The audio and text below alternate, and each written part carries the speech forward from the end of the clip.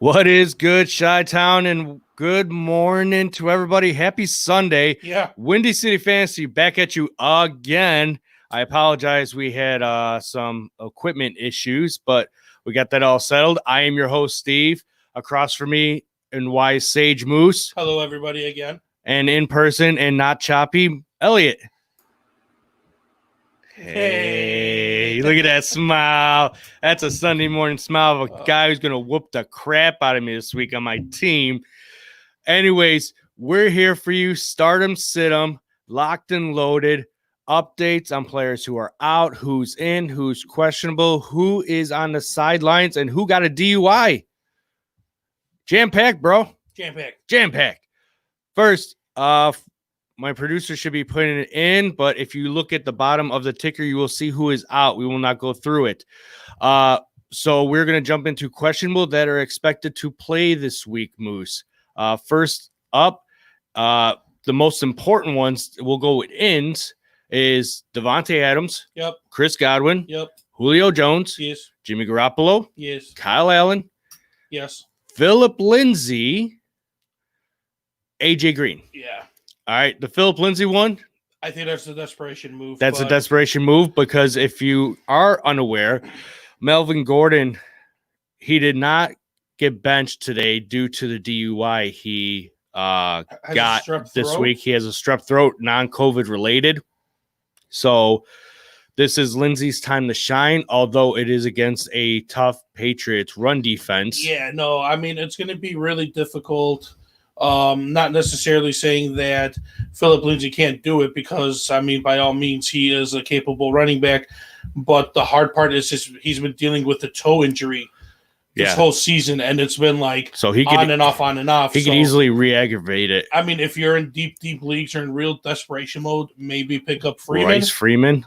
I mean, you're going deep. Yeah, but I mean, if there's only two running backs on the team, right? Short notice, kind of. You're looking for a filler in. Yeah. You got that man right there. Questionable but expected to play. We have Leonard Fournette, but he will be limited. Probably more likely super limited as a just change of pace back by maybe like the 20th drive or whatever. Don't expect much. It's going to be Rojo the whole day with a little bit of Keyshawn Vaughn.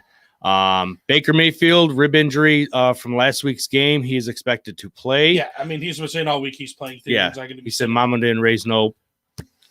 We'll leave it like that. Punk? Yeah. All right. Sure. Lindsay starting, Beckham starting. It's going to be a Landry. Landry has rib and hip injury, but he's expected to play. Yeah, they're playing the Steelers, so, expect the shootout for those guys. This actually may be a week where the Browns actually beat the Steelers. Yeah.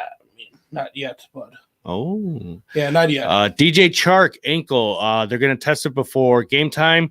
If we get an alert or any information coming across the board that he is out, we will let you know right away. Since we're so close to kickoff, anyways, it is a noon game between the Jags and the Lions. I want to bring up Moose the. Was it? So I lost my damn train of thought.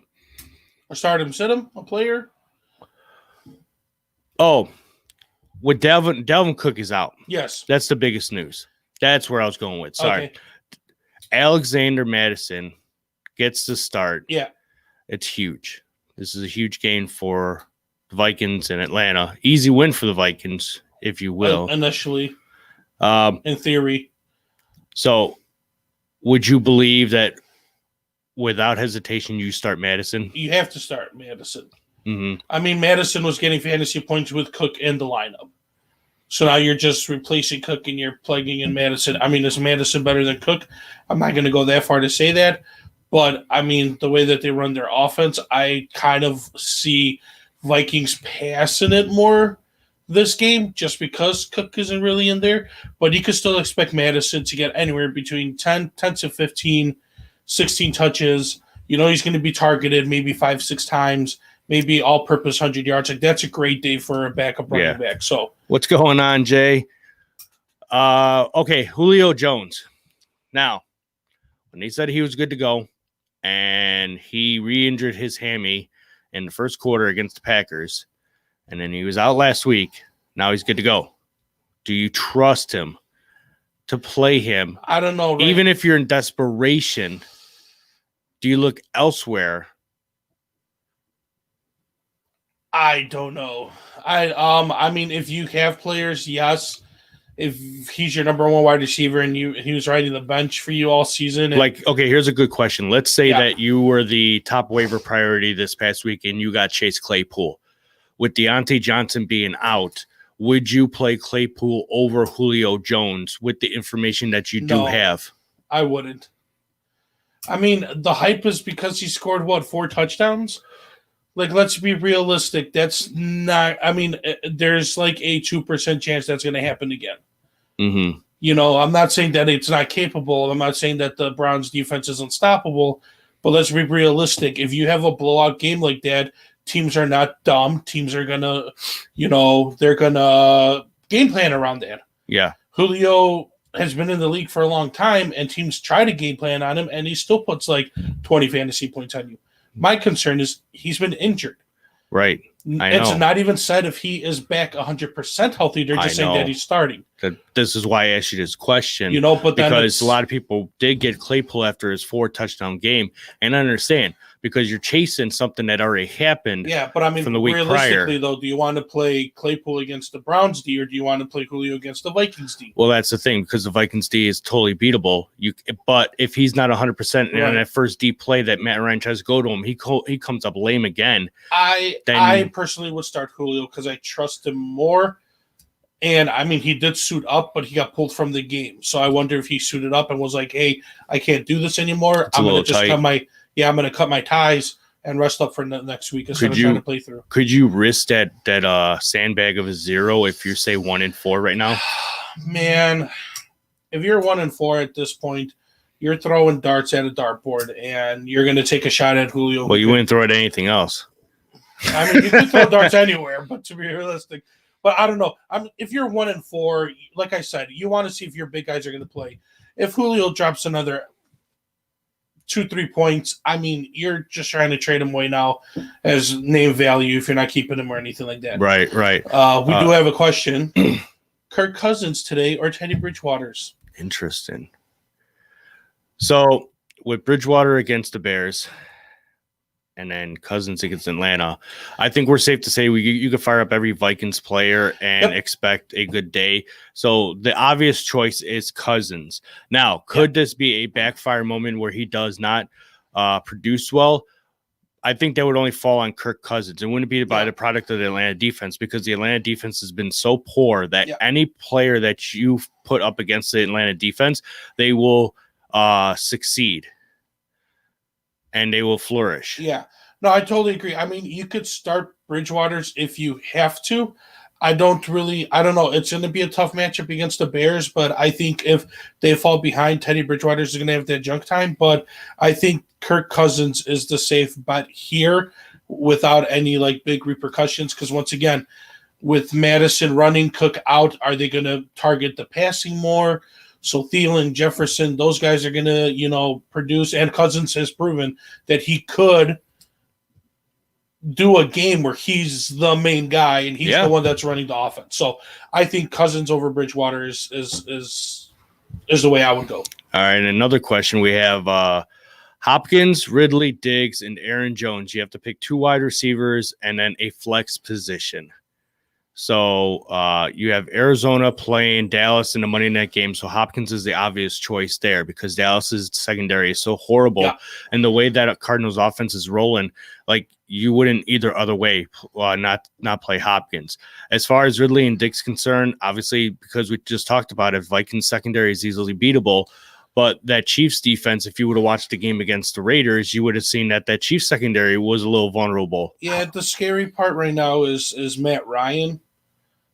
And that's what scares me with the Ridley situation. I mean, Ridley was healthy and he put up a 0 bomb 2 weeks ago, I think it was, or 3 weeks ago. 2 weeks ago, because last week he was the number one. Game. He was the number one fantasy wide receiver up to that game because Julio was not, and he. So I think the safe bet, and I have Diggs in one of my leagues. I'm starting him against the Chiefs because, I mean, I think it's going to be a shootout, and Diggs week in and week out has proven that he's the number one wide receiver for that Bills offense. Absolutely. Even with a healthy John Brown, you got Cole Beasley, all these other players in there. Like they're still getting their points, but Yeah. he's the one that's getting the 10 targets for 100 yards. Yeah. And so we were both in agreement with Hopkins and Diggs. And then obviously, like, you got to love the versatility of a running back. And with the Packers, they're playing. Why does it escape me? Who the hell are Packers playing this week? They're playing Tampa, if I'm not mistaken. And double check this. this. Give me 1 second here. I just closed out the window. Packers are playing Tampa Bay. Yeah. Yep.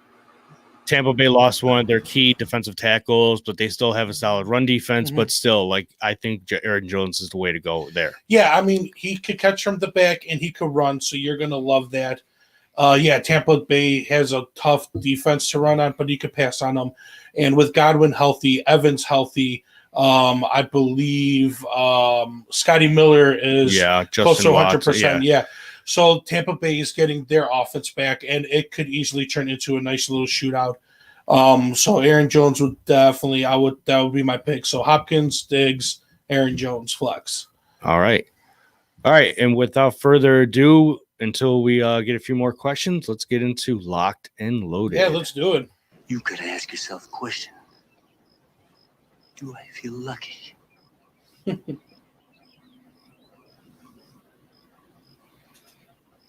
Well, do you, punk? That is right, you punks. Do you feel lucky? Do you feel lucky enough that your choices this week will get you that W? How about the choices we make? Let us know what you guys think about our picks in the previous weeks as well, if you've been watching us, and who we've chosen. So let's just jump right into it. Quarterbacks, Moose, who do you got? All right. So brace yourself. I'm going with Ryan Fitzpatrick against the Jets. You got to, man. You got to. I mean, realistically, he's been playing out of his mind. He is on fire right now. And they're going up against a Jets team, and it's down in Miami. It's, like perfect condition for another 30-pointer game from him. Yeah, this is Merlin Fitzmagic right here. And I think it's a no-brainer. I know a lot of people are like questioning him, and he's probably still in a lot of leagues, or a lot of people are like not looking into him, but really consider him. I mean, they play the Jets and they go to bye. Yeah. So if they win this week, I think they're on a 3-game win streak going into a bye. Mm-hmm. And this is like perfect for him, So yeah, my quarterback for this week is Ryan Fitzpatrick. Wonderful. What do you got, Elliot? Hi guys. Hello. Hey. So my QB, I am going with Ben Roethlisberger. Big Ben.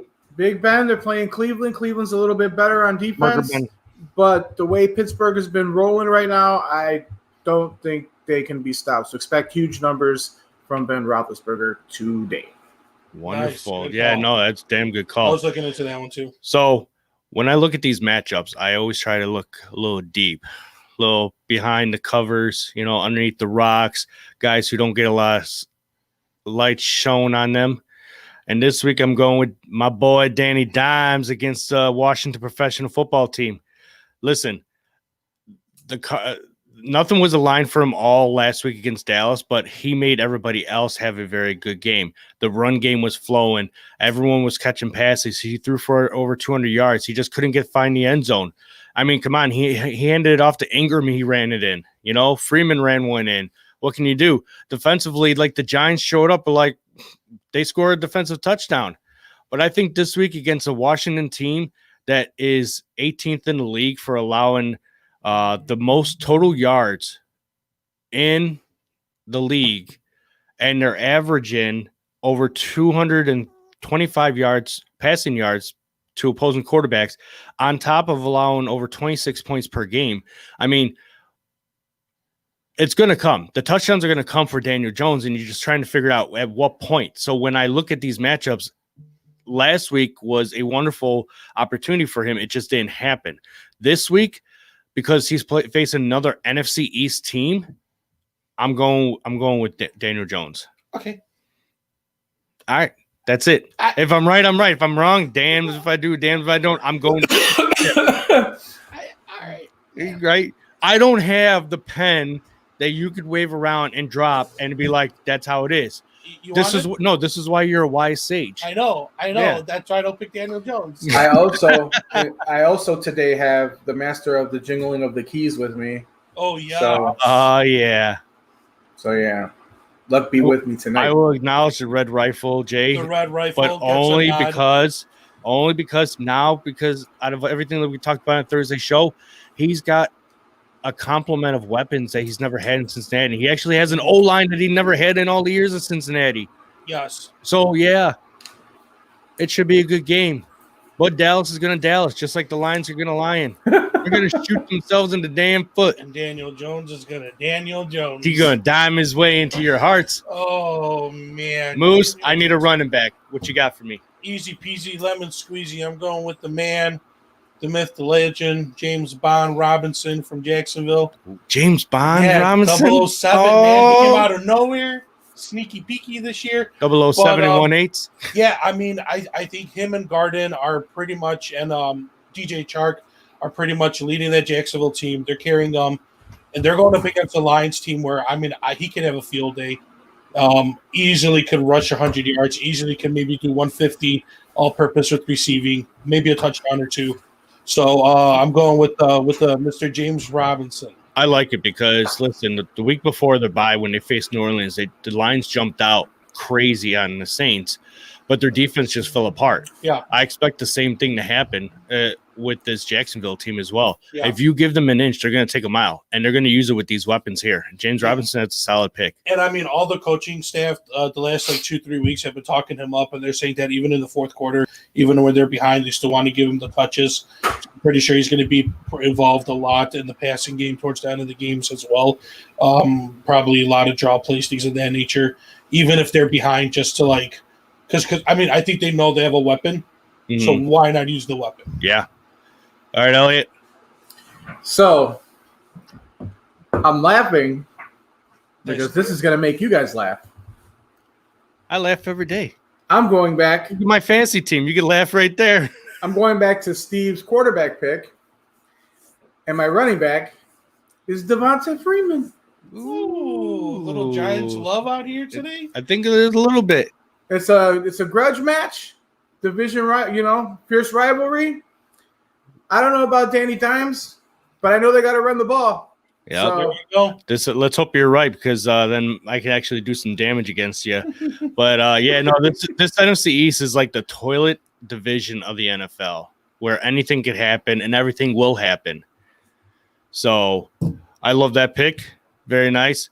And then for me, like I said, guys, if I could play it right now and alter like a parody, the Alexander Hamilton song with Alexander Madison, that's going to be my pick. It's my lock, man, because this guy, after when Dalvin Cook went out of the game, and even when he came back and tested his groin out, it was the groin area. So he still produced for over 100 yards against a tough Seattle defense that definitely had to leverage on their end of the ball. Yeah. Again, Atlanta at this point right now is first in the league for everything, for giving up everything to everybody, even including the kitchen sink. Yeah. So no, Madison is a great pickup. I mean, he proved it the last few years where whenever Cook went down and he had to step up, or for whatever reason Cook wasn't performing and he needed to step up, he's done it for the Vikings. And, yeah. I mean, like you said, they're going up against Atlanta, who's poor Atlanta. I mean, they're in turmoil right now. Before we move on to our tight end picks, I got a little philosophical question for you. Gotcha. Let's say Madison's contract expires. Yep. And the Vikings decide not to sign him, and another NFL team picks him up. Do you think he has the caliber as an RB1, or is he always going to be the RB2 type that, always the bridesmaids, never the bride type of running back where he could handle low for a little bit, but not the full workload? So to be honest, I think any running back in the NFL can handle full workload.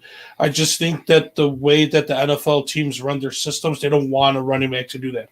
Unless you're like old school and you're like, hey, I have, like an Elliott and McCaffrey that like this is my offense and I'm gonna run the ball 30 times. But I totally feel Madison could go to any team in the NFL and he will produce on like whether he's the first 2 down back, or he's just the 3rd down back, or he's the change of pace back, or he's the full-time 3 down, your guy running back. Okay. I think it just I think it depends on the team for one. And then I think he'll be a number 2 until he can prove it somewhere else. Yeah. Because Minnesota has they have a great line. So Yeah. Yeah. All right. They're not good at pass blocking, but they're really good at the run game. All right. Just so we don't drag this on, because I could tend to derail this very easily. You're fine. Tight ends, buddies. Mark Andrews. Mark Andrews. I mean, the last few weeks he's coming back to his form. The Ravens are going up against the Eagles. Mm-hmm. And from what I've read on the reports that Slay is questionable. So the number 1 corner is questionable for the Eagles. I mean, if the Eagles have to make a decision, either have Jackson beat them through the air or have Jackson beat them on the ground. And I think they're going to try to stop the Baltimore Ravens run defense and try to have them go through the air. If you have Hollywood Brown, if you have Mark Andrews, you are starting them 100% lock and loaded. Good solid advice there. Elliot? All right. I don't know who to choose. Let me help you. Um, Did you jingle the key? You better jingle did I them. jingle the keys? No, actually, I did not. He went upstairs. Yeah. But I think I'm gonna go with. You could either go with one of these two. So I'm leaning towards Jonnu Smith. Oh my man! So the matchup is there. It's Houston. You could, I'll wait because I don't know if this is going to be your pick also, but there are a couple other guys that you could pick. So I'm going to go with Jonnu. All right. That's a good solid pickup and play right there. My pick is going to be the Hawk, TJ Hawkinson against He was on my list. the Jaguars. Mm-hmm. Listen, last week they made Darren Fells look good. And then now we're talking this week, it could be Akins from Houston. This middle linebacking core for the Jaguars is a little beat up. Miles Jack is a little bruised up. They're easily beatable from the tight end. So I expect him to have a good game today. And if you're looking at matchups too, Mike Gesicki is if he's out there available or if he's on your team, you might want to give him the start too. They got the matchup at the Jets. We have a question from YouTube. YouTubers. Is Singletary a move today? I definitely think you can start Singletary, and I think you can start him with confidence. The Bills are going up against Kansas City, but Kansas City's D has not really scared me, especially on the run game. And if it is going to be a blowout, somebody has to run the ball for the Bills, and Singletary could catch out of the backfield. Mm-hmm. I think you could start him for sure. I don't know if you're going to start him in your starting lineup. And then the next question he followed with is Singletary, Gallup, or DJ. So I don't know if you one of the three for PPR flex, which in that case, I think you still do Singletary. DJ Moore going up against the Bears secondary is pretty tough. The Bears have been a really solid secondary. So I'd probably go Singletary, DJ Moore, Gallup in this case. Okay. But I would definitely say Singletary is he's going to, what's the word I'm trying to say? He's not going to wow you, but you're going to be delighted that you started him. Yeah, I like the Singletary idea, but as far as like a PPR flex, I'm actually going to have to go with, if I had to put it in order, that for me, even though the Bears secondary has been decent, that they have to cover both him and Robbie Anderson. Yeah. So I think for me, it'd be DJ Moore, Singletary, then Gallup. That as far as like, if I were to rank them in order of who I would start in my PPR flex, because obviously like, more targets, more receptions for DJ Moore, where like Singletary can catch out of the backfield, but he's going to be more volume for on the ground, especially probably no Moss. And he's probably going to be a little upset considering the fact the Bills were interested in Le'Veon Bell, and it could have been. I don't think so because their rumor was that when it came out that they were in the front running, but they said they were the least active team to pursue him. That they were in the sweepstakes, but they were the least active for it. Right. So thank you, MB, for the question. And we have another one. Who should I start, Julio Jones or Edelman? Cam is my QB. We talked about Julio earlier. I say kind of stay away because of the Matt Ryan play. Right. We still don't know if the injury he is at 100% because they haven't said anything. So I would probably say you could start Edelman, especially he said Cam is his quarterback. That's a nice little 1-2 combo. You get a nice little stack, but listen, like Damiere Byrd has been getting a lot of love lately. Yeah, got him in all my leagues. I've been liking what I've been seeing out of the kid. So like in this instance, you're welcome, MB. Again, if you're taking a shot, yeah, I'm gonna go with security more over the fact, like, not saying that Edelman's not security, but like, listen, like Cam could run all day, and this could be a different game against the Denver defense. So I would have to favor the side of Julio, even though he's been dealing with the hamstring injury. Yeah, I mean, it's tough. Like we said, it's a tough decision to make because you risk it for the biscuit to try to get these points. Like you brought up, if you're 1-4, like, do you start Julio? And it's like at that point, you're 1-4. You're trying to, Julio is capable of giving you 20 fantasy points. But at the same time, if you're like 2-3, 3-2, somewhere on that bubble, you're gonna want to take, in my opinion, the safer route. Safer route. We are all firing all cylinders. Yeah, buddy. Let's go with Edelman, in my opinion. Thanks for the question, good 7. Jay, Trey Burton for tight end, and he's agreeing with Elliott for Freeman for running back, so we like that. Really quick, guys, let's hear your wide receivers before we run out of time. Yeah, no, for sure. My definitely lock and loaded is Adam Thielen. I'm going to that well with the Cousins, with the Atlanta. I totally see Thielen close to 100 yards. Easily could get about 8 to 10 catches, 100 yards, a touchdown or two, or even a really great bounce back week. And it looks like he's been doing that. It's like he gets like a week off, then he kind of like builds momentum, has a great week, builds momentum again. Absolutely. And I mean, like I said, Atlanta. We talked about Cousins. We talked about that Minnesota. Yeah, Adam Thielen. Anytime you could play an Atlanta team or a Jets team, fire it up right there. I'm staying at the crib and going with A-Rob. There you go. Hometown hero, Robinson. Yes. Hey, listen, there's still a rookie defense in a sense. They drafted 7 rookies to fill a lot of holes. Now, I will point out, Elliot, I really like the Robinson pick, but for whatever reason, the secondary of Carolina has been stepping up as well. So if they jump early on Robinson and double coverage him and try to find ways to take that ball away from him, he may end up having a lesser fantasy day. But still, he's a deep vertical threat and a guy who can make things happen for the Bears today. I mean, realistically, so since Foles came in Atlanta, he was targeted 13 times, 10 and 16. 10 catches, 7 catches, 10 catches. Oh, yeah. Foles loves throwing. The target shares are not going to go away. It's just what that coverage is going to do to his receptions. Yeah, 123 yards, 100 yards, 90 yards last week against Tampa. Like, Foles likes him. Foles trusts him. And I really think this is great news for Sanders or for Robinson, because I really think he could take that next step because he's going to get these targets. Like, Foles threw an interception last week, and it wasn't his fault. And I was really pissed off because Robinson did a stupid move where he was like falling back and he kicked the football. He kicked the football out of his hand. Let it go to your let it go to your body, or you catch it and you secure it. Don't try to flop around. And I just think with more experience, Robinson's just gonna get better. All right. Hold on, I'm gonna cut you off. That's fine. The butcher strike. We have one more. Do you start Miles Sanders or Hilaire? This one's tough, but I'm gonna favor on the Miles Sanders side.